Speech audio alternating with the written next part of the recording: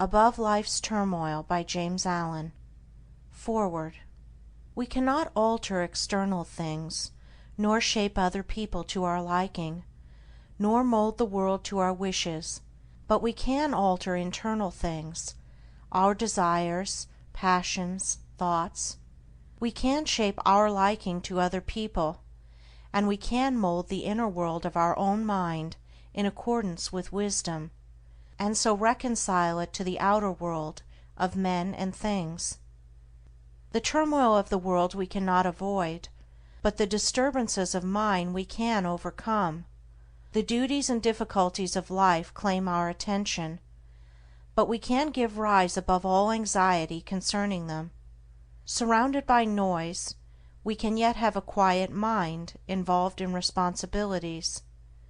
The heart can be at rest in the midst of strife. We can know the abiding peace. The 20 pieces which comprise this book, unrelated as some of them are in the letter, will be found to be harmonious in the spirit, in that they point the reader towards those heights of self-knowledge and self-conquest which, rising above the turbulence of the world, lift their peaks where the heavenly silence reigns. James Allen. Chapter 1. True Happiness. To maintain an unchangeable sweetness of disposition, to think only thoughts that are pure and gentle, and to be happy under all circumstances, such blessed conditions and such beauty of character and life should be the aim of all, and particularly so of those who wish to lessen the misery of the world. If anyone has failed to lift himself above ungentleness, impurity, and unhappiness, he is greatly deluded if he imagines he can make the world happier by the propagation of any theory or theology. He who is daily living in harshness, impurity, or unhappiness is day by day adding to the sum of the world's misery, whereas he who continually lives in goodwill and does not depart from happiness is day by day increasing the sum of the world's happiness, and this independently of any religious beliefs which these may or may not hold. He who has not learned how to be gentle, or giving, loving, and happy, has learned very little, great though his book learning and profound his acquaintance which the letter of Scripture may be, for it is in the process of becoming gentle, pure, and happy that the deep, real, and enduring lessons of life are learned. Unbroken sweetness of conduct in the face of all outward antagonism is the infallible indication of a self-conquered soul, the witness of wisdom, and the proof of the possession of truth. A sweet and happy soul is the ripened fruit of experience and wisdom, and it sheds abroad the invisible yet powerful aroma of its influence, gladdening the hearts of others and purifying the world. And all who will, and who have not yet commenced, may begin this day, if they will so resolve, to live sweetly and happily, as becomes the dignity of a true manhood or womanhood. Do not say that your surroundings are against you. A man's surroundings are never against him, they are there to aid him, and all those outward occurrences over which you lose sweetness and peace of mind are the very conditions necessary to your development, and it is only by meeting and overcoming them that you can learn and grow and ripen. The fault is in yourself. Pure happiness is the rightful and healthy condition of the soul, and all may possess it if they will live purely and unselfish.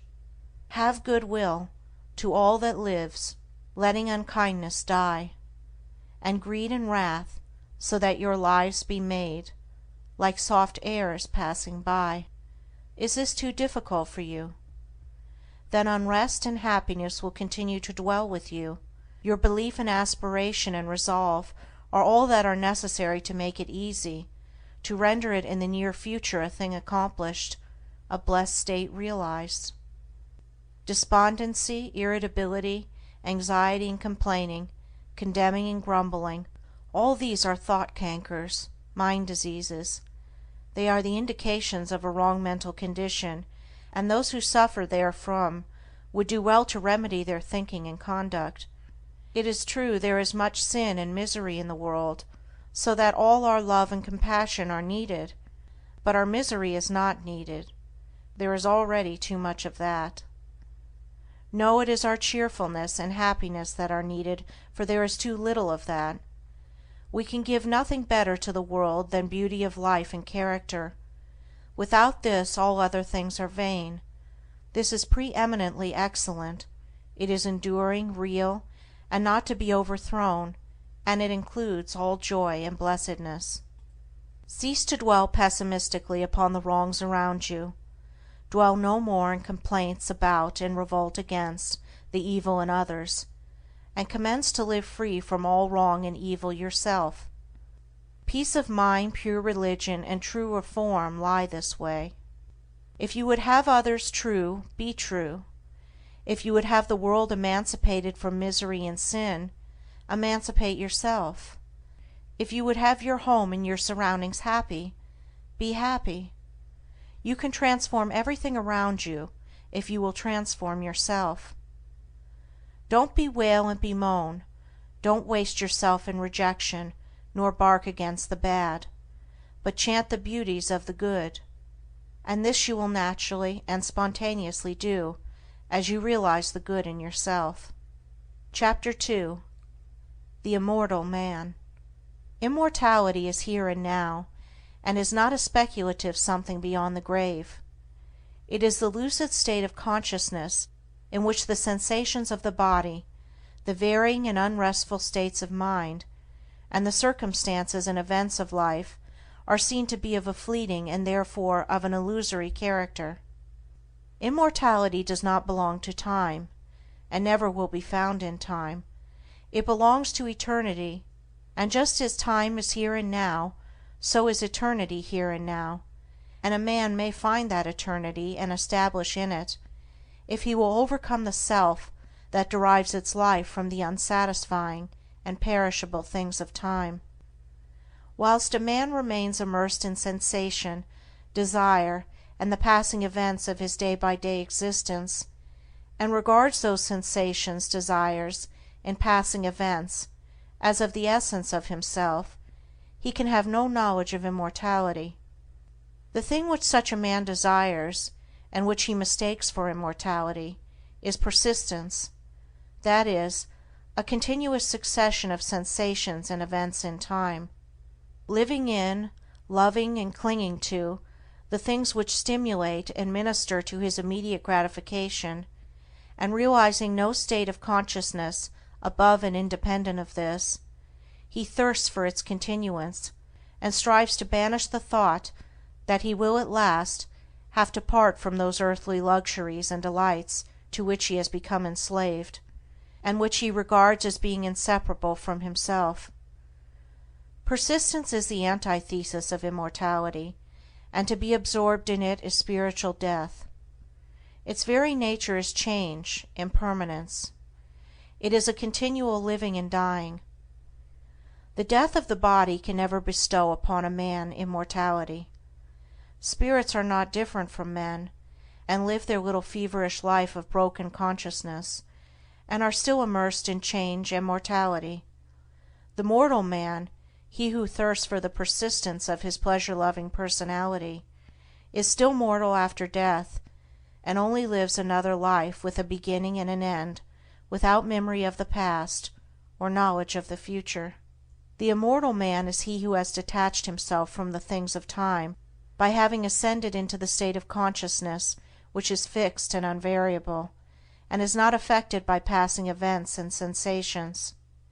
Human life consists of an ever-moving process of events, and in this procession the mortal man is immersed, and he is carried along with it, and being so carried along, he has no knowledge of what is behind and before him.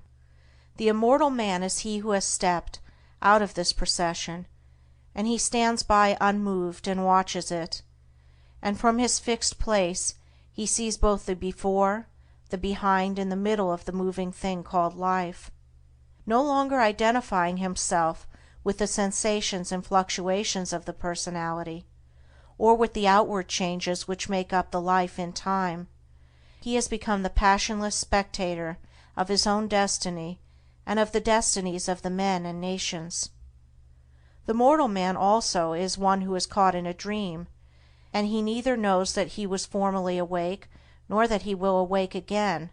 He is a dreamer without knowledge, nothing more.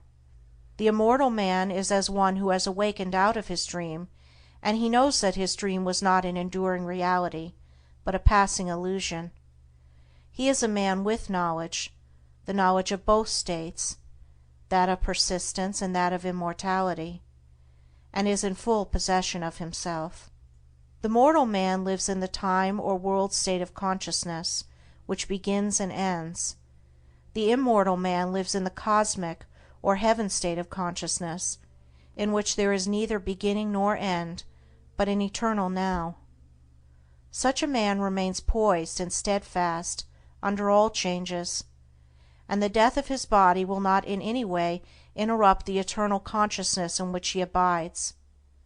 Of such a one it is said, "He shall not taste of death," because he has stepped out of the stream of mortality and established himself in the abode of truth.